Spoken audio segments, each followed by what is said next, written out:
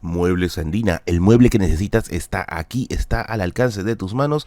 Cotiza tu diseño a los contactos que aparecen aquí en la publicidad y no olvides decirle que vienes de mi parte, ya que hacen un trabajo maravilloso, te lo garantizo.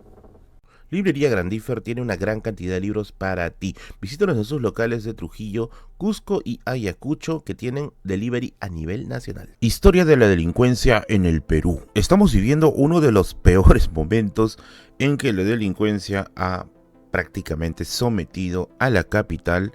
Y claro, todos los días vemos extorsiones o situaciones trágicas con respecto a la ciudadanía y su seguridad, pero quizá muy pocos nos hemos preguntado desde cuándo viene esto, cómo llegó a consolidarse y sobre todo qué cosas se hizo en tiempos pasados. Pues te sorprenderá saber que desde la época de los incas ya se lidiaba con este tipo de cosas.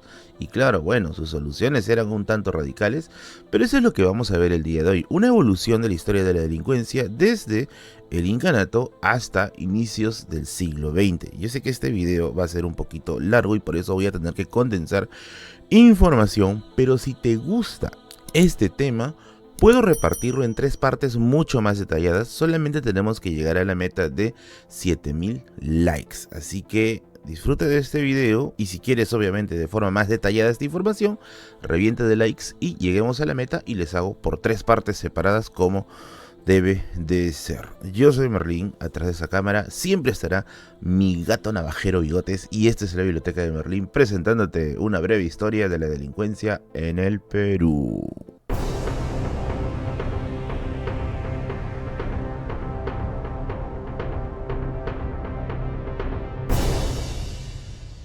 A ver, como ya te dije, del inicio, desde el incanato, ya estábamos rodeados de chorizos, o bueno, de básicamente varios tipos de delincuentes. La fuente que tenemos para el día de hoy, para hablar al menos de la primera parte, viene del cronista Felipe Guamán Poma de Ayala, con estos 3 tomos de la Nueva Crónica y Buen Gobierno, y sí hay una breve parte que habla acerca de la seguridad en el incanato. Recomiendo mucho esa edición porque es la edición de la Biblioteca Nacional y está comentada y estudiada por Carlos Araníbar. ¿Qué nos dice esta crónica? Pues que durante las épocas del incanato existía algo llamado el Sancay. El Sancay era un castigo aplicado a aquellas personas que habían cometido delitos. Ahora, hay que ver que también en estas épocas todo se castigaba de una manera muy severa. ¿En qué consistía el Sancay? Pues era una fosa llena de animales feroces en donde el Inca ordenaba que seas puesto allí y tenías que estar 2 días. Evidentemente los animales terminaban haciéndote pedazos, pero si por alguna extraña razón habías sobrevivido al Sancay en esos 2 días, porque decía que había casos muy raros, el Inca te perdonaba y podías reintegrarte a la sociedad. Ahora, también existían algo así como carceletas para penas transitorias. Obviamente cuando te digo una pena transitoria, la pena transitoria es la mimisión eterna. Esta especie de cárceles o calabozos se le conocía como los pinas, que eran lugares donde estaban brevemente hasta su ejecución final. Sin embargo, en el siglo XVI las cosas van a cambiar, porque llegan los españoles y con ellos no solamente llegan los españoles, sino también llegan otros grupos como los afros. Es aquí donde se va a iniciar un nuevo periodo en la delincuencia en este país, porque van a comenzar a existir unos personajes muy conocidos y muy temidos que eran los bandoleros. Sobre la discusión de los bandoleros es un tema muy pero muy extenso y la verdad es que hay toda una serie de hipótesis sobre qué los motivaba y finalmente cuáles eran sus injerencias dentro hasta del mismísimo aparato político del Estado. Eric Hobsbawm, por ejemplo, el historiador, fue un estudioso acerca del fenómeno de los criminales en algún momento de su vida académica. Está por ejemplo el libro Bandoleros, que te lo pongo aquí, pero si quieres un estudio quizá un poquito más resumido para tu trabajo de investigación, tenemos el siguiente libro, Gamonales y Bandoleros, de Lewis Taylor, editado por Lluvia Editores, que tiene todo un marco teórico acerca de qué es realmente un bandolero y su concepción a lo largo de la historia y relación con la criminalidad. Pero dándote un poquito más de contexto, el bandolero era básicamente un asaltante, un bandido que podía atracar a personas o también a cargamentos. Una cosa bien interesante es que en la época se pensaba de que el bandolerismo estaba asociado racialmente a los grupos subalternos, o sea, quienes tenían predisposición al pillaje eran indios y negros, como esa gente que dice que van a bajar los cerros para asaltar Lima. Bueno, yo vivía en un cerro. Esta idea acerca de la predisposición natural a la delincuencia fue defendida hasta por intelectuales como Hipólito Unanue y claro, era el sesgo de la época. Sin embargo, hay que reconocer que muchos de estos grupos delincuenciales estaban integrados también por europeos, especialmente por españoles. La historiadora Maribel Arrusé, en un libro que te voy a mostrar más adelante, por ejemplo, muestra en cuadros estadísticos a partir de reportes que hoy quedan en el archivo acerca de estas bandas criminales que, claro, incluían indígenas y negros, pero también incluían españoles. Pero bueno, volviendo nuevamente al tema, se dice por ejemplo que los cimarrones eran muy temidos.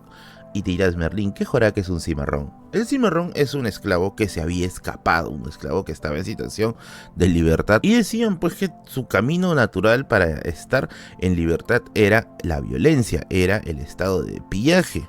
Así que había toda una serie de prejuicios con respecto a los esclavos en libertad. Las cosas que te voy a contar provienen del siguiente libro, Sobreviviendo a la esclavitud, de la historiadora Maribel Arrelucea, que es un estudio muy nutrido acerca de la situación de los esclavos, ya sea en libertad o ya sea bajo situación de esclavitud.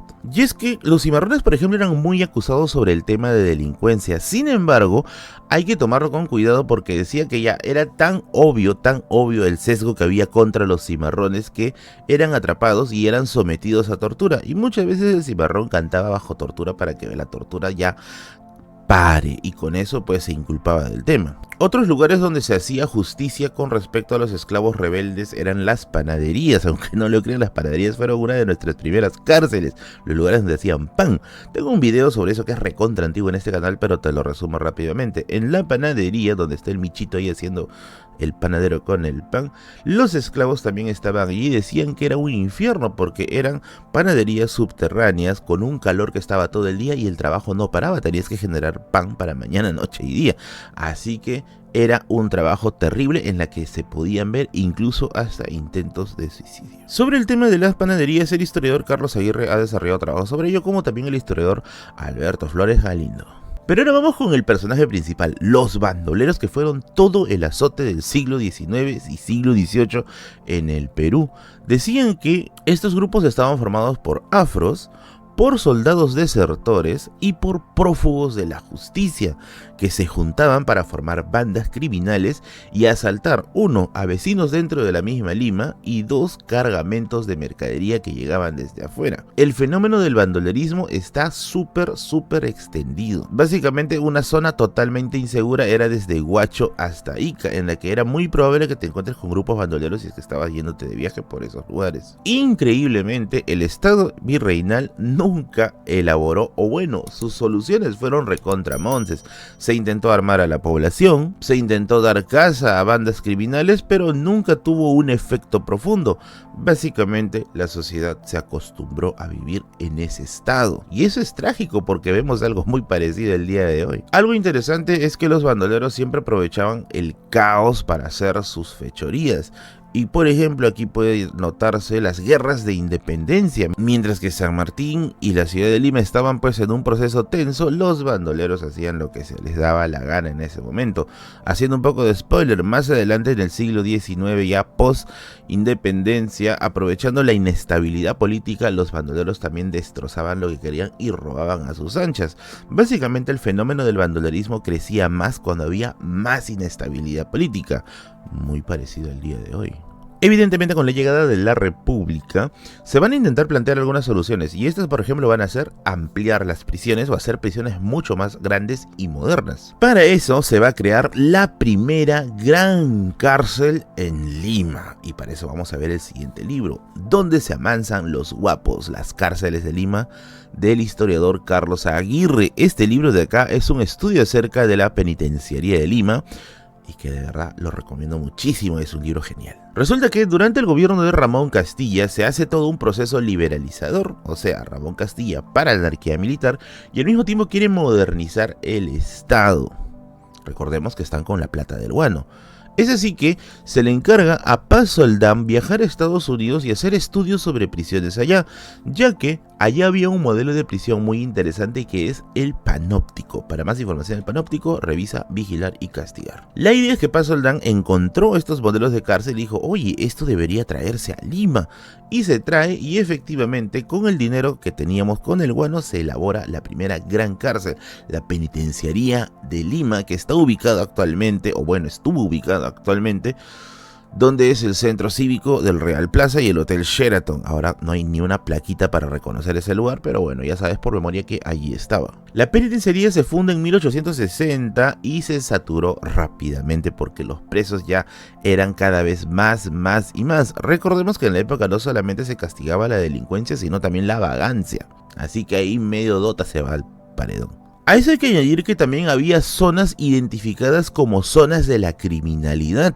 Recuerda que Lima estaba en ese tiempo rodeada de murallas que iban en teoría a defendernos de los piratas, pero nunca llegaron los piratas, y las murallas también se convirtieron en lugares oscuros donde gente de mal vivir se quedaba pues allí a hacer sus cosas. Para fines del siglo XIX, inicios del siglo XX, hay un barrio que va a comenzar a decaer, y este es el caso de Barrios Altos. En algún momento Barrios Altos representó un barrio de las élites, un barrio de aquellas personas pues que tenían mucho dinero y mucho poder. Allí estaba la famosa Quinta Jeren, que en algún momento llegó a ser lugar de reunión de autoridades muy importantes. Sin embargo, ya con el paso del tiempo, sobre todo ya en el siglo XX, Barrios Altos comienza a decaer y se comienza a convertir en un lugar muy, pero muy peligroso para la percepción popular. Para más información puedes revisar el siguiente libro, Barrios Altos, tradiciones orales, que vamos a utilizarlo justo para lo que vamos a decir ahorita. Y es que habían lugares que sí eran muy pero muy conocidos por su peligrosidad. Por ejemplo, las zonas de Barrios Altos y también el barrio de Malambo, que era un lugar terrible también para la gente que le tenía miedo a todas estas cosas. En estos lugares van a aparecer criminales famosos. Por ejemplo, estaba el caso de Tatán en Barrios Altos, el caso de Carita, quien decían que era un maestro con la chaveta, y el caso de Tirifilo, que era un maleante de alto rango. Por estas épocas también se vuelve popular una palabra, bueno, en realidad a finales del siglo XIX, la palabra faite, que hace referencia a una persona peleonera, matonera, bravucona. Y obviamente, como ya te imaginarás, fight deriva del fighter en inglés. Resulta que esta era la época de los fighters, los grandes maleantes, los grandes delincuentes. Y para finalizar, podemos recordar sobre todo algo con estos delincuentes, que fue el legendario duelo de Carita y Tirifilo, dos maleantes que pelearon a cuchillo y terminó pues con la mimisión de Tirifilo y la victoria de Carita. Este evento resulta muy interesante porque sacudió las páginas de la prensa peruana, se reportó hasta en El Comercio esta batalla, y ha llegado a la posteridad gracias al escritor Ciro Alegría, que cuando estaba en prisión llegó a conocer al mismísimo Carita y le comenzó a preguntar los detalles de esa pelea. Ojo, la razón de la pelea es todavía muy polémica. Algunos dicen que era por el amor de una mujer y otros dicen que fue por un tema de arreglos económicos por un trabajo que habían hecho. La cosa es que la verdad la sabía Ciro Alegría, y en prisión logró sacarle información sobre lo que había sucedido porque Carita le comenzó a contar el tema. El problema es que esos documentos fueron confiscados por los guardias de la prisión y Alegría simplemente tuvo que apelar a su memoria para escribir el legendario cuento Duelo de Caballeros. Y es así que llegamos a inicios del siglo XX, pero obviamente la historia de delincuencia va a avanzar hasta nuestros días, y esto fue un breve recorrido acerca de cómo evolucionó la delincuencia en el Perú, y bueno, esperemos que en algún momento tenga solución. ¡Ey! Muy bonita toda la biblioteca, ¿no? Pues te recuerdo que tú también puedes tener la tuya gracias a mis amigos de Grandifer, así que revisa sus publicaciones tanto en Instagram como en Facebook, que tienen una cantidad de libros gigantescas en Ayacucho, en Cusco y en Trujillo. Así que date una vueltita por Grandifer, que me falta también a mí comprar algunos libros y me voy para allá.